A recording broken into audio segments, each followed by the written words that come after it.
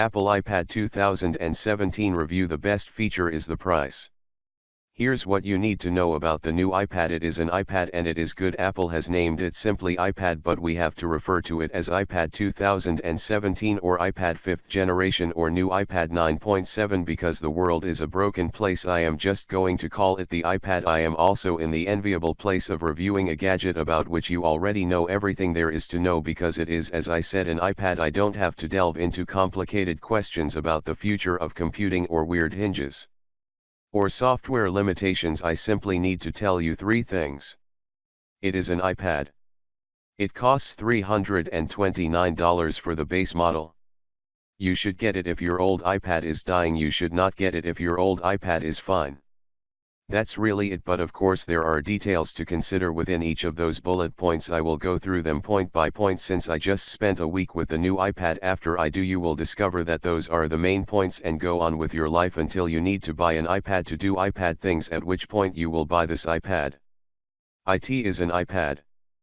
When I simply say it is an iPad, reasonable people know exactly what I mean. They know that it is a thin, fast tablet with a good screen and it has a lot of apps so that you can do iPad things. And with this iPad we do not need to quibble about whether or not iPad things consist of doing real work or whether or not the iPad is just a consumption device. The iPad Pro might justify such ruminations, but this new iPad causes no angst.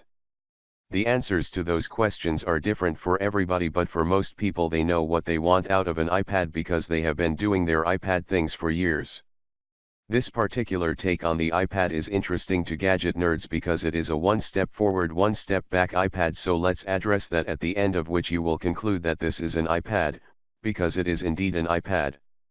It replaces the iPad Air 2, but it essentially has the same body and 9.7-inch screen as the original iPad Air. That means it's slightly thicker than the iPad Air 2, but not enough for anybody to really notice or care. It has the same largish bezel around the screen, sturdy aluminum back, and magnets to hold smart covers. It does not support the Apple Pencil, nor does it have a smart connector for attaching keyboards. Two features I wish it had, but it does not because it is not an iPad Pro. Those are two of the features that Apple uses to separate the iPad Pro from the regular iPad. This is not an iPad Pro, it is an iPad.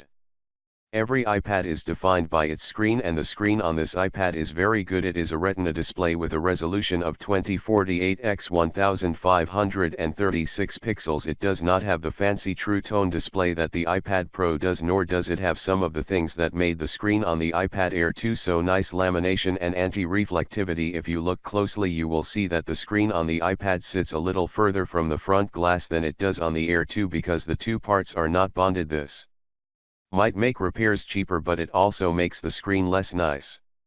It is also a little more reflective than the Air 2, so it's a little less nice to use outside in bright sunlight. But these are quibbles. This is an iPad, which means the screen is quite nice, and unless you are a pixel pedant you will find little to complain about. Apple has said that the screen is brighter than the iPad Air 2, but I can't really tell the difference. The other notable thing about this iPad is that it has a new processor, Apple's A9 chip. That means it's significantly faster than older iPads, but not necessarily significantly faster than the iPad Air 2. It's not as fast as the iPad Pro, but you use the iPad to browse the web and play Sudoku and watch some movies in bed, so these processor speeds shouldn't really affect your purchasing decisions. It is an iPad, and iPads are fast enough to do iPad things. I do wish that Apple had found a way to fit 4 speakers into this iPad like it did with the iPad Pro. Instead there are just 2 on the bottom.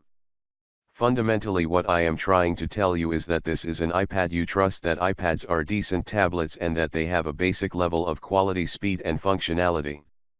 It costs $329. The cost for the base model iPad is $329 with 32 GB of storage and Wi-Fi. You can pay $100 extra to get 128 GB of storage and $130 more to get LTE. Choosing to spend that extra money is between you and your checking account, but I will note that if you're in the business of getting you upsold, then maybe you should really consider the 9.7-inch iPad Pro. It is slightly more likely to do more than the usual iPad things most people want iPads for.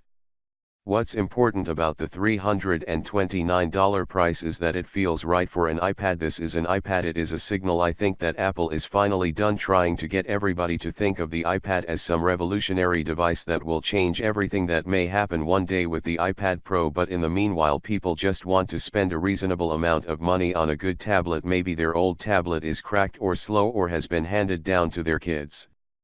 Do you care that Apple is trying to reinvent the future of computing? Do you want to know all the many tips and workarounds and apps you need to get an iPad into a place where it can replace your laptop? Do you want to know about all the apps that have been optimized for iPad but still can't really replace full desktop productivity apps? Do you want to spend an arm and a leg to buy into a vision that is more about future promises than current results, just so you can be on the bleeding edge of where tablets are headed someday?